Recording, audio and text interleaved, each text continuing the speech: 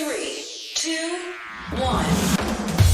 7 things you probably didn't know you need to know. I'm Jamie East, and this is the Smart 7. Good morning, everybody. It's Wednesday, the 21st of September, and it's National Fitness Day. And a big happy birthday to Bill Murray, Billy Porter, Joe Wicks, and Liam Gallagher. 7. Liz Truss hasn't had much time to settle into number 10 after a hectic fortnight with the royal funeral and state visits. She's expected to lay out her plans for a mini-budget this week, but she was in New York on Tuesday and happy to defend her plan to lift the cap on bankers' pay. What I want to see is a growing economy, so everybody in our country has the high-paid jobs that they deserve, that the investment into their town or city or area, the new businesses being set up. That's the kind of Britain that I want to see. Joe Biden's spoken out a number of times on his belief that so-called trickle-down economics don't work. That is to say, cutting taxes on the rich does not in fact help the economy to grow. Liz, however, remains firmly on the side of tax cutting, even if it makes her unpopular. We should be setting our tax policy on the basis of what is going to help our country become successful, what is going to deliver that economy that benefits everybody in our country. And what I don't accept is the idea that tax cuts on business don't help people in general.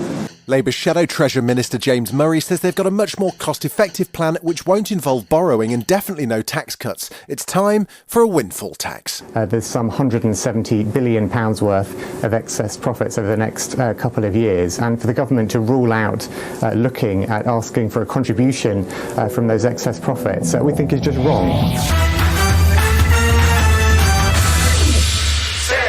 The United Nations General Assembly is underway in New York, with Ukrainian President Zelensky granted special permission to address the event by video link.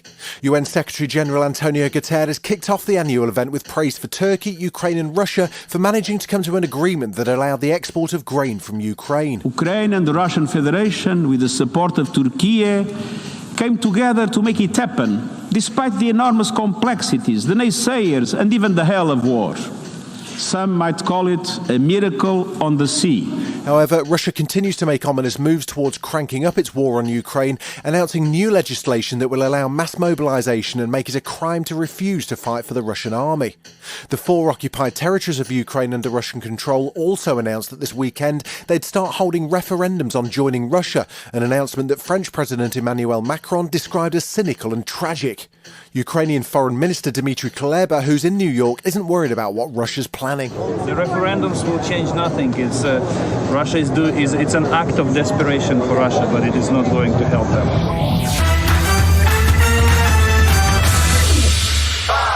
We're all just over the drama of the royal funeral, but for some it is still continuing.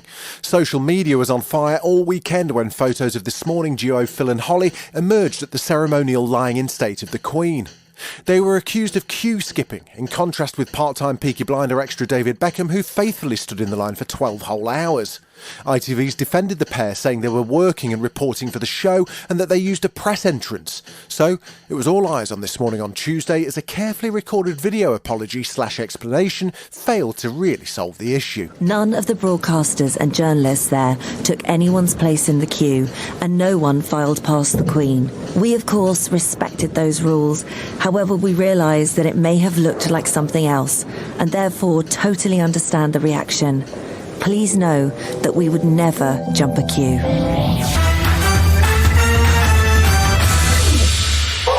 A Texas sheriff has announced that he's opened investigations into the unlawful transportation and exploitation of migrants to Florida and Massachusetts. In a political stunt designed to embarrass Democrats and highlight immigration issues, Republican Governors Ron DeSantis and Greg Abbott of Texas sent migrants to Martha's Vineyard and to Vice President Kamala Harris's official residence. Florida Governor DeSantis, who took credit for the trip, said all travellers consented and were given better resources such as clothing and suitable accommodation as a reward.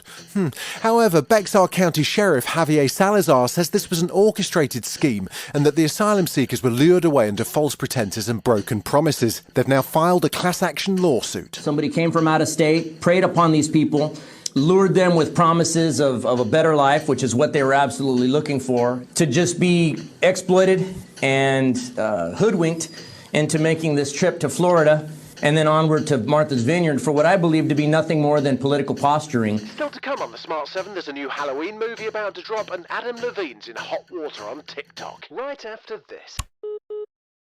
Welcome back.